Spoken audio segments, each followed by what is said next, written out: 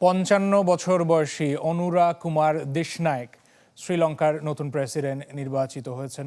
বামপন্থী এই নেতা পেয়েছেন ৪২.৩১% ভোট। অনুরা কুমারের এই জয়ে রাজাপাকসে পরিবারের আধিপত্যের অবসান হলো এবং একই সাথে শ্রীলঙ্কার রাজনীতি ডানপন্থী অবস্থান থেকে বামপন্থীর দিকে মোড় নিল।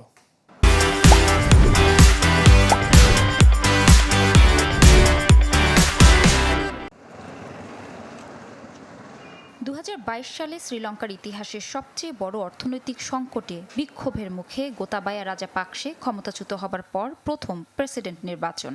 আর এতেই চমক দেখালো শ্রীলঙ্কার ভোটাররা। নিজেদের দশম প্রেসিডেন্ট হিসেবে ভোটাররা বেছে নিয়েছেন ৫৫ বছর বয়সী বামপন্থী অনুরা কুমার দেশনায়ককে। ৪২.৩১% ভোট পেয়ে পেছনে ফেলেছেন তার নিকটতম প্রতিদ্বন্দ্বী রানা সিংহে প্রেমাদাসার ছেলে সাজিদ প্রেমাদাসাকে। সাজিদ পেয়েছেন ৩২.৭৬% ভোট। জনতা বিমুক্তি পেরামুনা বা জেভিপি নামে একটি মার্কসিস্ট ভাবধারায় বিশ্বাসী দলের নেতা অনুরা কুমার দেশনায়ক এই জেভিপি সহ সমমনা আরও কিছু দলকে নিয়ে গড়া জোট ন্যাশনাল পিপলস পার্টি ২০২২ সালে রাজাপাকসে বিরোধী বিক্ষোভে গুরুত্বপূর্ণ ভূমিকা রেখেছিল।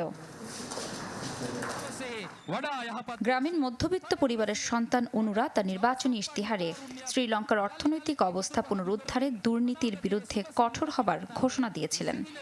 একই সাথে সুশাসন প্রতিষ্ঠা ও দেশটির কৃষি, তথ্য প্রযুক্তি ও উৎপাদনমুখী খাতকে এগিয়ে নেয়ারও ঘোষণা দিয়েছেন। শনিবার অনুষ্ঠিত হওয়া প্রেসিডেন্ট নির্বাচনে প্রথম দফার ভোট গণনায় কোনো প্রার্থী মোট ভোটের ৫০% বেশি ভোট পায়নি। এতে শ্রীলঙ্কার ইতিহাসে প্রথমবারের মতো দ্বিতীয় দফায় ভোট গণনা হয়। Desk report, channel 24। দেশের বাইরে আরো খবরই।